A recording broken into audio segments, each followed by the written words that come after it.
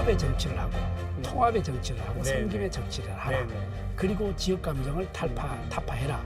이러한 중요한 메시지를 우리 부산 시민이 저한테 줬다고 생각을 합니다.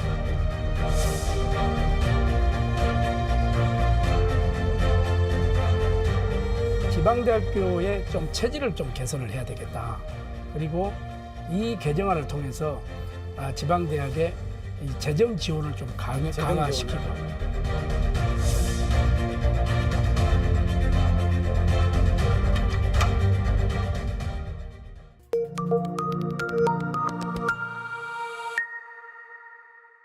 뉴스톡톡 오늘은 김대식 국회의원 나오셨습니다. 김 의원님 어서 오십시오. 네, 안녕하십니까. 네네. 22대 국회에 대한 국민들의 기대가 상당히 높았거든요.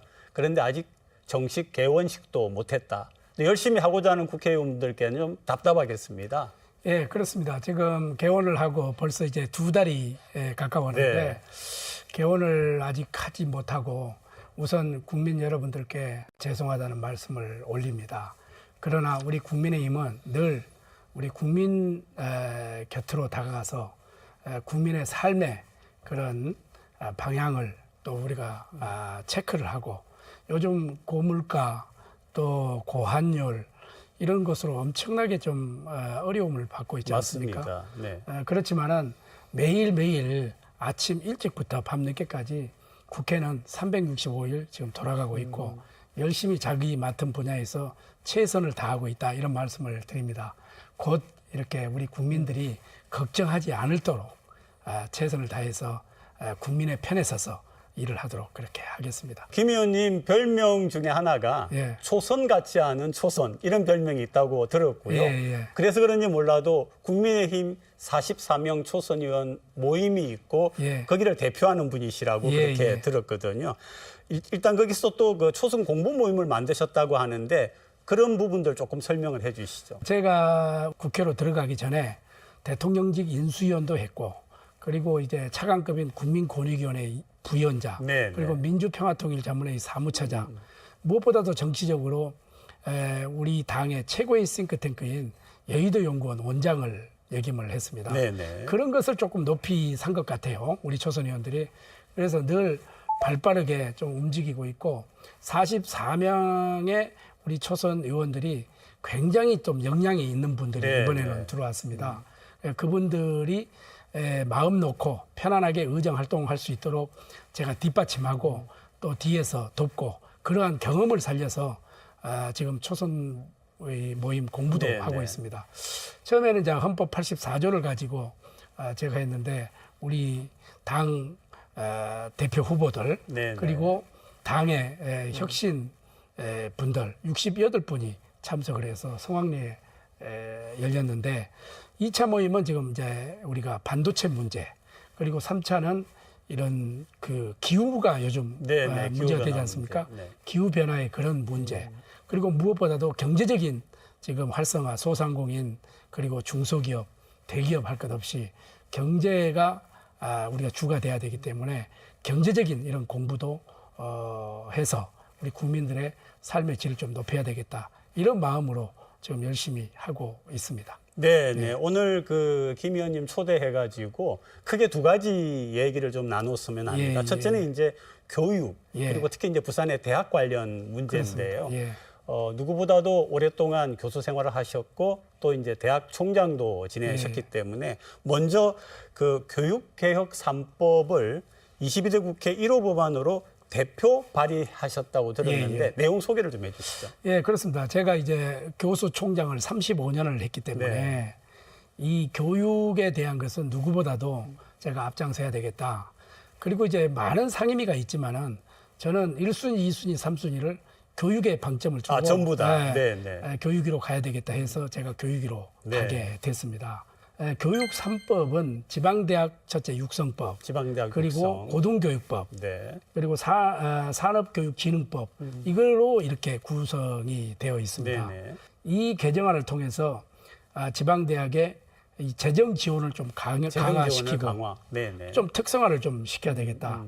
이런 것에 이제 방점을 두고 네. 무엇보다도 인재를 유출을 안 해야 됩니다. 네. 부산에서 사실상 이 대학을 졸업하고 제가 최근 3년을 조사를 해보니까 한 64%가 부산을 떠납니다. 그러니까요. 이래서는 안 되겠다. 그래서 부산의 지방 대학의 출신들도 좋은 일자리, 좋은 직장을 찾아서 가야 부산을 떠나지 않고 부산에서 정주할 수 있는 그런 모태가 되지 않겠나 이렇게 네네. 생각을 하고 저는 가급적이면은 지방대학 육성법을 통해서 우리 젊은 학생들이 이곳에 정주할 수 있도록 하는 문제. 그럼 무엇보다 일자리가 굉장히 많지 않습니까? 그러나 본인이 하고 싶은 일자리가 없다는 거거든요. 네. 그래서 벤처 기업이라든지 그리고 또 IT 기업이라든지 게임 산업이라든지 이런 첨단 산업의 기업을 부산에 많이 유치하면은 내가 하고 싶은 이런 일자리가 창출이 되기 때문에 떠나지 않고 여기 정주할 수 있지 않겠느냐 이런 마음으로 이 법을 이제 제가 이 1호 법안으로 냈는데 요게 정착이 되면은 앞으로 지방대학이 이 경제적이나 또 이런 그 산학년 이런 토대에 의해서 상당히 좀 활발하게 되리라 이렇게 지금 생각을 말씀하신 하고 그 법 같은 경우에는 부산만 해당되는 게 아니고 그렇습니다. 전국에 있는 전국에 있는 지방에 다 해당이 되는 되는 겁니다. 거니까 굉장히 의미가 있는 네, 것 같고요. 부산에 사실 그 대학과 전문대학이 너무 많다는 의견도 음. 있고요. 또 부산대 같은 경우에도 어떤 전공은 정원을 못 채웠다는 얘기도 나왔었고요.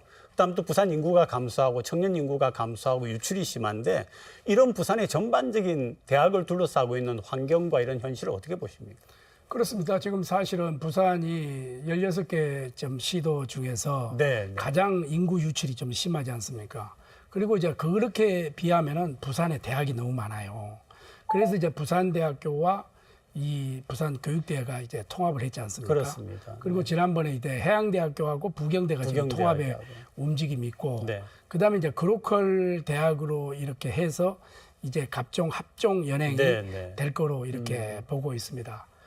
무엇보다도 대학이 스스로 자색 능력을 잃으면은 스스로 퇴출할 수 있는 이런 법도 제가 지금 준비를 하고 있는데 자, 이러한 부분이 좀 해소가 되게 되면은 부산의 대학의 경쟁력을 좀 높일 수 있다. 그거 하나고 또 하나는 부산이 무엇보다도 왜 젊은이들이 이 인서울로 하려고 하느냐 하는 겁니다. 그거는 세 가지가 있어요. 교육 문제가 있고 또 문화회적인 문제가 있고 주거적인 문제가 있습니다. 그리고 또 하나를 더 플러스 하면은 무엇보다 일자리 문제가 있지 않겠습니까? 그러한 것을 해소하기 위해서는 대학이 스스로 경쟁력을 좀 키워야 되는데 그냥 전체가 이제 백화점식으로 해왔단 말이죠. 그래서 특성화, 맞춤형, 그리고 산학년 이것을 충분하게 여기다 부여를 해가지고 같이 선택과 집중으로 나아가면은 저는 우리 학생들이 부산을 떠나지 않고도 이곳에서 졸업을 하고 얼마든지 이 좋은 일자리를 찾아갈 수 있다. 이렇게 지금 보고 있습니다. 그리고 그 국공립대학하고 사립대학, 사학법인은 좀 입장이 다른 것 같습니다. 예를 들면 이제 사학법인 같은 경우에는 심지어는 이제 폐교를 한다든지 아니면 합병을 한다든지라고 할 때 사실상 얻을 수 있는 이익이 없고 대학 입장에서는 손해만 보는 그래서 이런 규제를 좀 혁신해 줘야 된다 이런 얘기가 있는데 그 부분은 사실인지 모르겠습니다. 어떻습니까? 그렇습니다. 그거는 제가 지금 이주호 교육부 장관하고 저하고 대통령직 인수 17대 때 대통령직 인수위원을 같이 했어요.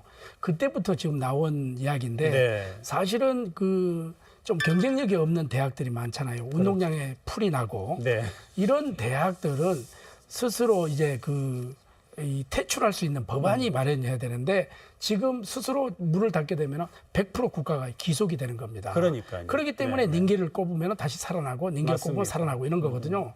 그래서 그거를 법으로 만들어서 어느 정도의 재단에 인정을 해주자는 거죠.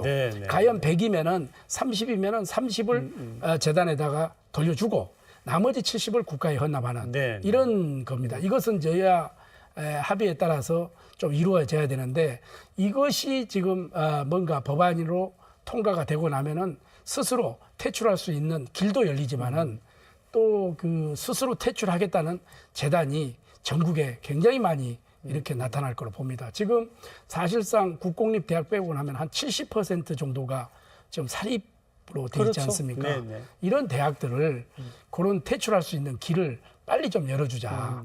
그렇게 되면은 학교도 줄어들고 그러니까요. 입학 정원도 줄어들기 때문에 자연적으로 이것이 해결될 수 있지 않겠느냐. 저는 이렇게 보고 이것도 여야 지금 한번 심도 있는 제가 논의를 한번 해보려고. 지금 하고 말씀하신 그런 그 부분이 우리 부산에도 굉장히 해당이 되는 거죠. 아까 말씀하신 것처럼 부산에 대학이 굉장히 많지 맞습니다. 않습니까? 예, 예. 네. 전문대학 지금 4년제 이렇게 하다 보면 21개가 네. 있기 때문에 네. 인구 지금 350만의 기준으로 볼 때는 이 대학이 굉장히 많은 겁니다. 예, 숫자죠. 예, 예. 저출산 문제를 해결하는 데에는 교육 정책을 바로잡을 필요가 있다. 이런 주장을 하셨는데 그 내용이 어떻게 되는 거예요? 그동안 우리가 60년대, 70년대, 80년대 오면서 베이비붐 시대를 거치면서 굉장히 지금 우리가 교육에 투자를 많이 했지 않습니까? 지금도 마찬가지지만. 그렇기 때문에 우리나라가 해방 이후 정말로 세계에서 가장 빈곤한 국가가 교육을 통해서 오늘날 세계 10대 강국으로 이렇게 성장하는 것은 저는 교육의 힘이다. 이렇게 생각을 합니다. 문제는 지금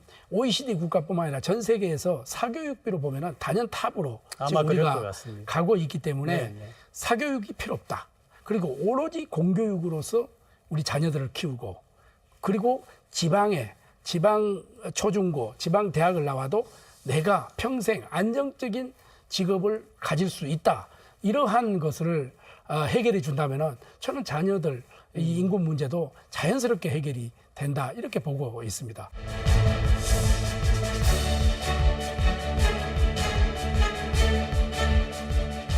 물류, 그다음에 교통 인프라 네. 이런 것이 잘 돼 있기 때문에 또 공항이 되면은 배후 도시로서 주택까지 해결이 되면은 저는 충분하게 제2 판교 밸리처럼 네. 사상도 만들 수 있다.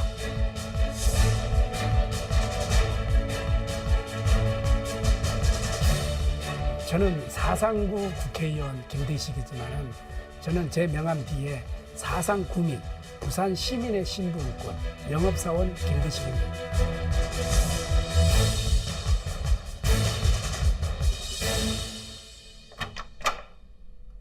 이번에는 사상구, 지역구가 서부산에 속해 있기 때문에 서부산 발전 또 부산의 동서 불균형에 대해서 얘기를 계속 나눠보도록 하겠습니다. 부산의 동서 불균형 얘기가 나온 지가 굉장히 오래됐거든요. 그렇습니다. 그런데 여전히 뭐 해결됐다고 볼 수가 없고요.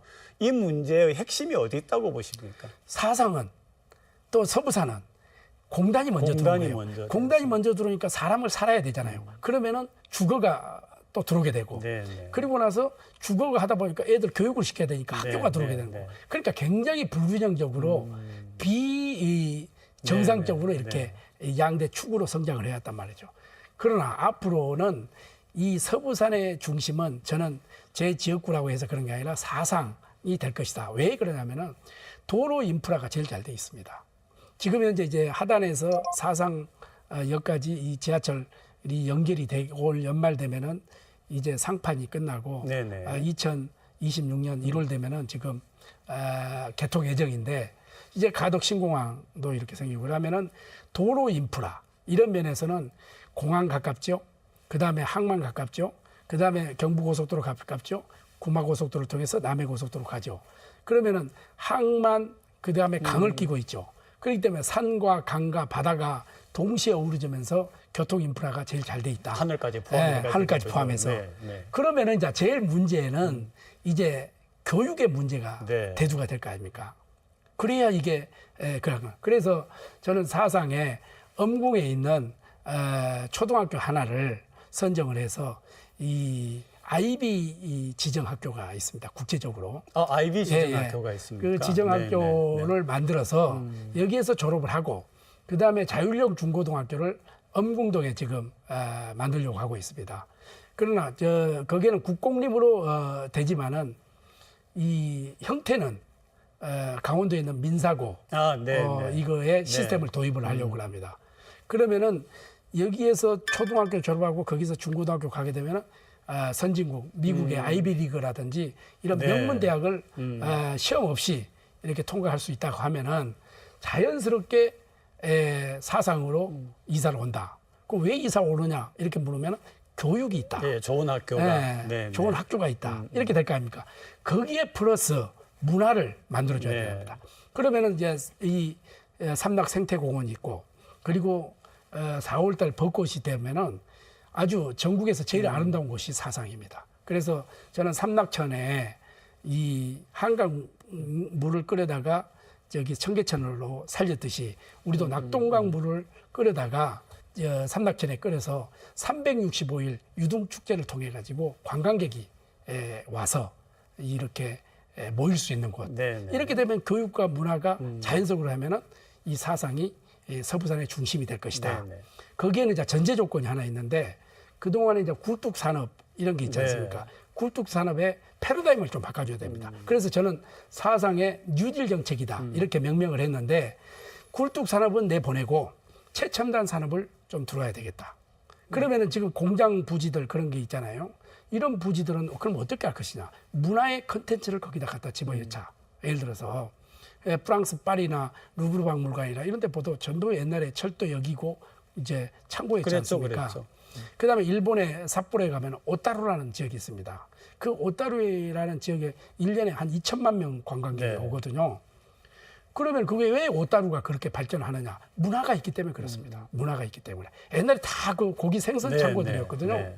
그렇듯이 이 공장에 요즘 젊은이들이 좋아하는 카페 문화라든지 우리 저 망미동에 있는 1963이라든지 이런 것을 통해 가지고 하게 되면은 부산의 중심지가 아니라 불경의 중심 지역이 되지 않을까 이렇게 저는 판단하고. 그 지금 얘기 속에 이제 이미 나왔지만은 조금 상세하게 예. 여쭤볼 테니까 간략간략하게 좀 대답을 부탁드립니다. 뭐냐면은 사상을 제2판교로 만들겠다가 지금 말씀하신 그 내용입니까? 예.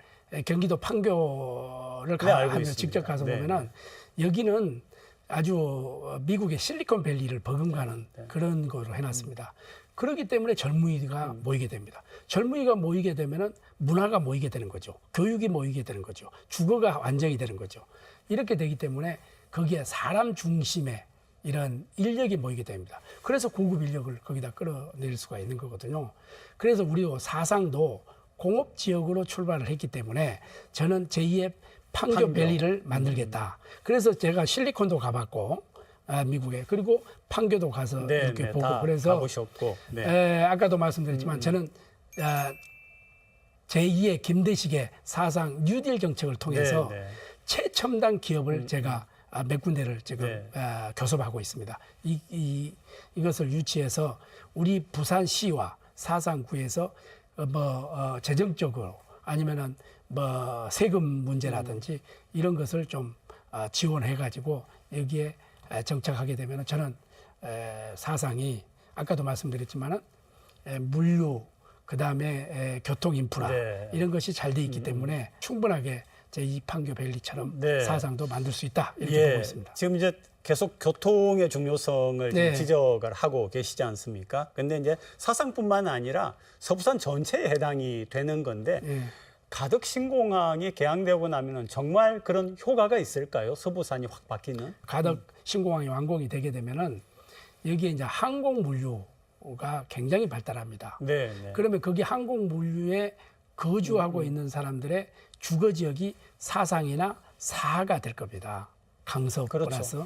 그러면 이 세 개가 트라이앵글로 가게 되면은 주거 단지 플러스 물류 단지.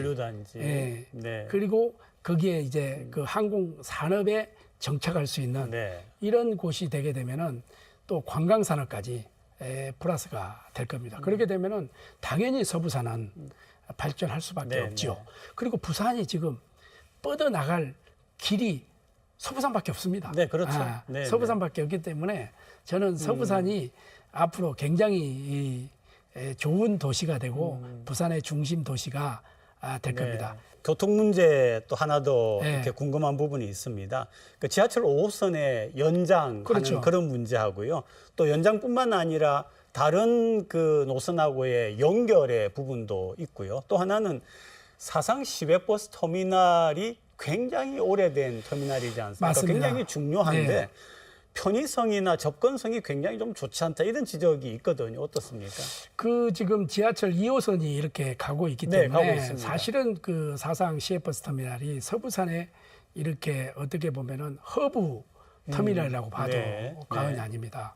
그런데 문제는 우리가 요즘은 자동차 시대이기 때문에 자동차를 타고 가서 거기에 이제 주차를 해놓고 네.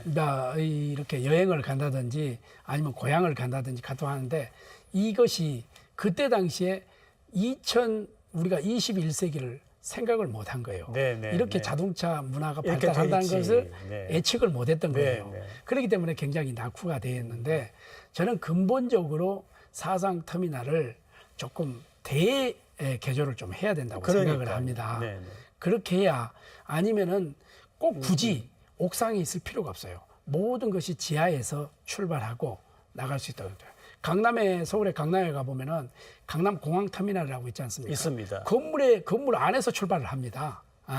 그렇기 때문에 그거는 주차 시설뿐만 아니라 지하철 역세권하고 맞습니다. 연결되는 이런 것이 잘 돼 있기 때문에 근본적으로는 그렇게 해야 되겠지만은 지금 현재는 우리가 사상역 주위에를 주차 공간이라든지 셔틀을 이용한다든지 이런 편의성을 좀 추구해 준다면은 사상을 찾고 하는데 좀 그렇게 큰 불편함은 없지 않겠느냐 이렇게 보는데 워낙 오래됐고 네. 그래서 전반적인 재개조가 저는 필요하다 이렇게 보고 있습니다. 지금 시간이 별로 없어가지고요. 예. 아주 짧게 부산 시민분들에게 간단하게 인사하면서 마치도록 하겠습니다. 네.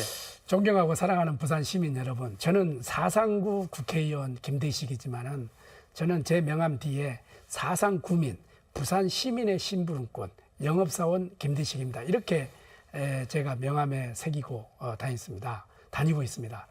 저는 꼭 439의 지역 현안보다도 부산의 현안들이 굉장히 많습니다. 지금은 특히 우리 박형준 시장이 지금 심혈을 기울이고 있는 글로벌 허브 도시 특별법, 이거 반드시 22대 국회에서 처리를 할 거고, 산업은행, 그리고 가덕신공항, 또 그리고 우리가 추진해야 될 부산의 현안 문제들을 하나하나 꼼꼼하게 챙기면서 제가 열심히 노력하고 최선을 다하겠다 이런 말씀을 드립니다. 많이 사랑해 주시고 또 격려해 주시고 때로는 많은 채찍들도 많이 해주시기를 바랍니다. 열심히 하겠습니다. 감사합니다. 네, 김 의원님 오늘 굉장히 바쁘신데 시간 내주셔서 정말 고맙습니다. 네, 고맙습니다. 네, 감사합니다. 네.